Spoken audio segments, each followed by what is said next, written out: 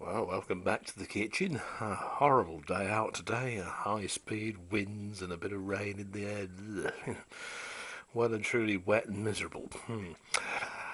Oh dear. Well, I don't expect that 40 years ago, when the little ladies in Eindhoven or Hilversum, the Netherlands, made this, they thought that it'd still be going now. In fact, I'm bloody sure they didn't. This is an N2400 I've got here in bits.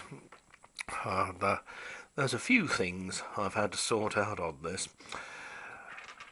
The sound was muffled somewhat, and it turns out that this whole thing was running on its original head. And it's got a groove worn in it, needless to say, by the passage of time and the passage of many, many tapes. Now, here on the rewind spool, the shaft that it spins with was all bent. So I've had to put another one of those in because the spool was actually moving around like that instead of in a nice concentric manner.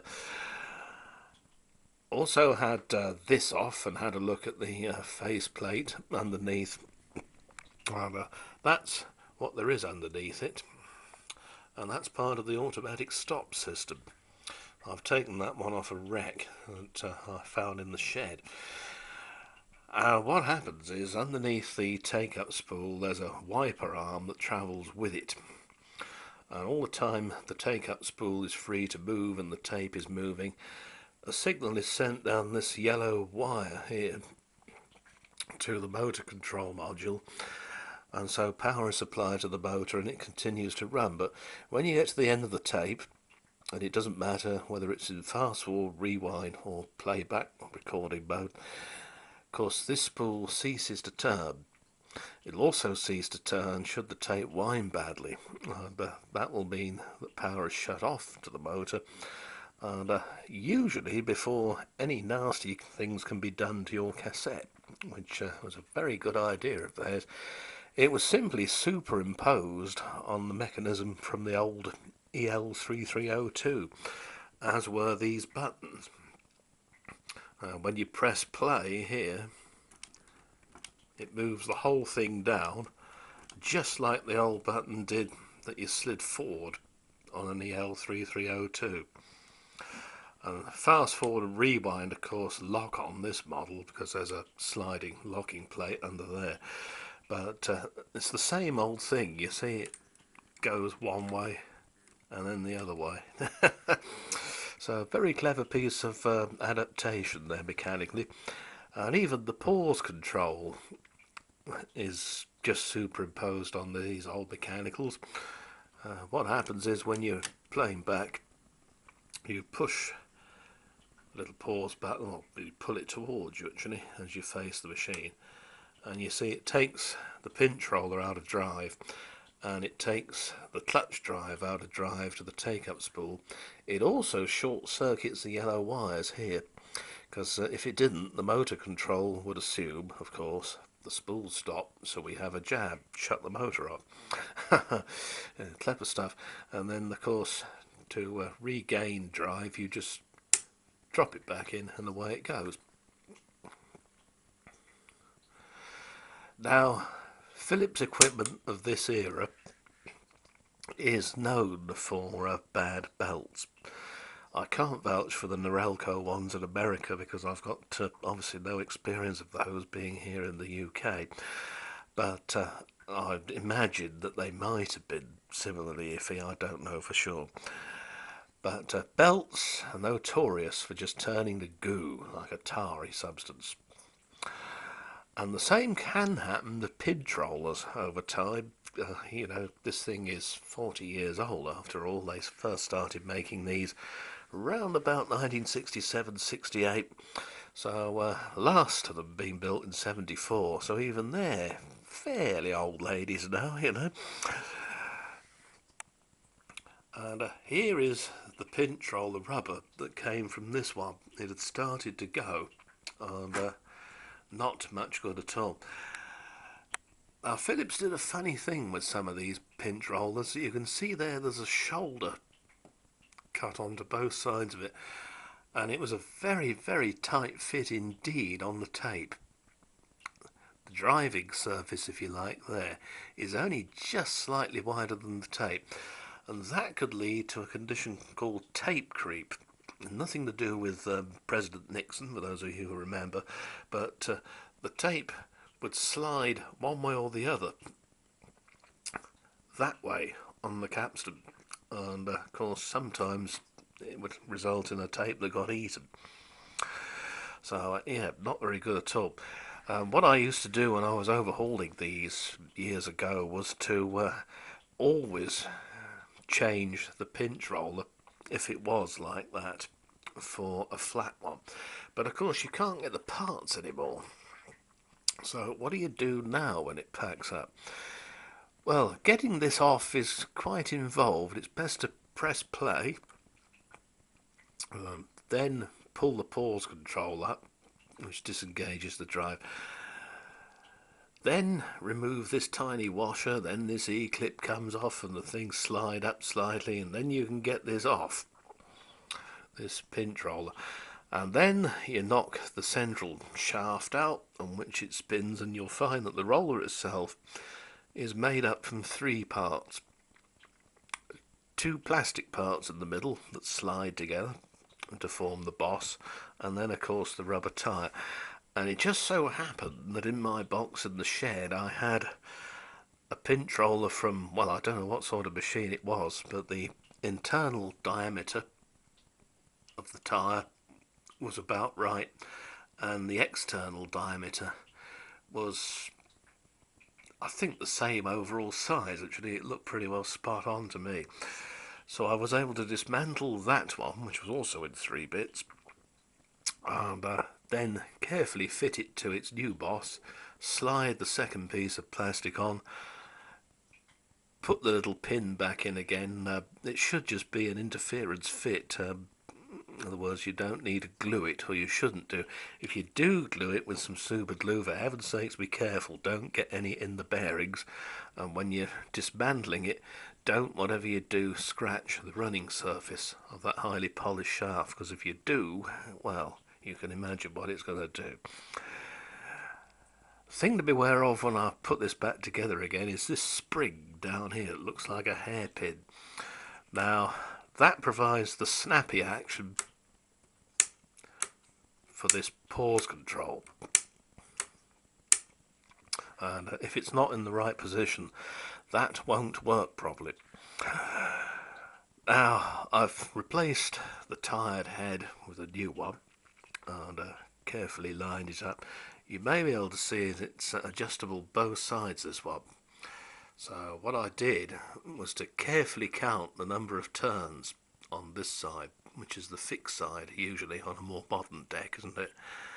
And then adjust this side till the treble was best. That's the only way to do it really with these.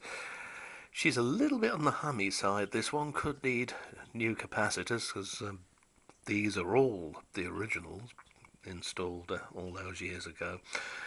Something else was that the chassis here for the tape mechanism wasn't attached to this, the actual amplifier chassis, so it was loose, and that was affecting the operation of the record playback switch, which is down there, and sometimes you'd lose the right hand channel as a result. It wouldn't record anything on your tape, but you just lose the right hand channel, and a bit of a nuisance. But anyway, having got this poor old thing back together again, now sounds, I have to say, pretty good. There's a spring tension there that does the pinch roller pressure, and I move that up one little notch. There are 4 little tiny holes drilled in the plate, which you probably can't see too well as of my rather rickety camera, but yeah, they are there. There's a lot of fluff and dust inside this. I think it's safe to say it has been very well loved, let me put it that way. Something else is the accidental erasure control there. See, this is a pre-recorded tape, so it's got the hole rather than the tab that you find with a blank tape. And when you pop this into the mechanism, You see, it doesn't disturb that thing at all. It just stays where it is, and that means that you can't press the record button accidentally and wipe it off. And if you made a recording you particularly liked on a blank tape, you can knock the tab out on that and it would have the same effect. Anyway, see what it sounds like. It's a bit iffy using it like this, really, I suppose. You know, the health and safety people would have a conniption, wouldn't they? But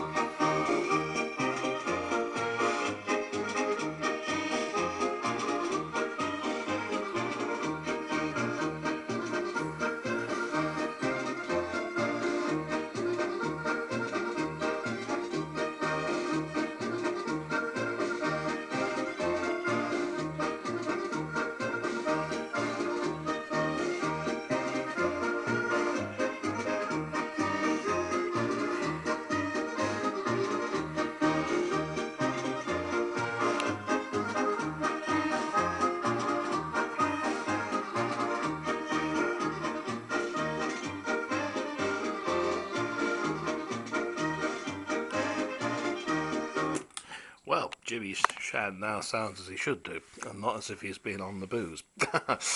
Let me put it that way. And of course, not a trace of a wobble on that spool now, look. Nice and concentric, that's the way we like it. And as you can hear, the mechanism's running nice and quietly, and no more screeching sounds or death rattles or anything like that. And there were a few of those in here before, but thankfully not anymore. And you see the motor shut off immediately. The only thing they never did do, and I never could quite understand it, if they put a solenoid under there, they could have fired the locking plate over and released the button. At school we had some huge, heavy old radio recorders, which were made by a firm called Goodsell. And they had a mechanism not unlike this in there, but that did have a big solenoid in it. The crash at the end of the tape used to make everybody in the class jump. Ah dear, amazing the things you remember. You don't often see those Goodsell things anymore, though. I don't think I've seen one since school days, so that shows you how rare those must be. Alas, I expect they've all been thrown away. Anyway, so that's it. That's a little bit more renovation done on an old Philips, the N2400 cassette deck with built-in amp. Probably applies to a number of other models. That one certainly, the 2407, the 2405.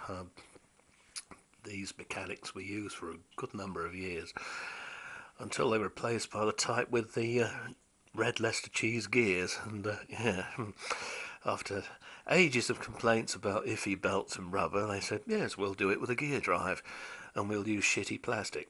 And they called me nuts. Anyway, so there we have it. It's probably just as well that Vintage Sounds 14 lives so far away from me, because I have a sneaky feeling that if he lived nearer, I'd have his in bits on the kitchen table as well. Oh dear, yeah. Oh well. It might give you some idea, James, as to what to do to breathe life back into yours anyway. One last thing is these knobs. Now, as you see, there's a silver piece right inside it. Now, what I did with one machine that was particularly ropey was to measure the inside diameter of it, and I can't remember what it was, but a friend of mine made me up some stainless steel cutters. And what you do is to get some craft paper like this. I think this stuff came from Dias, and you see it's the same stuff, isn't it, more or less? So you just punch a circle and then stick it in there and it looks like new. No use getting older if you don't get wiser. Anyway, bye for now.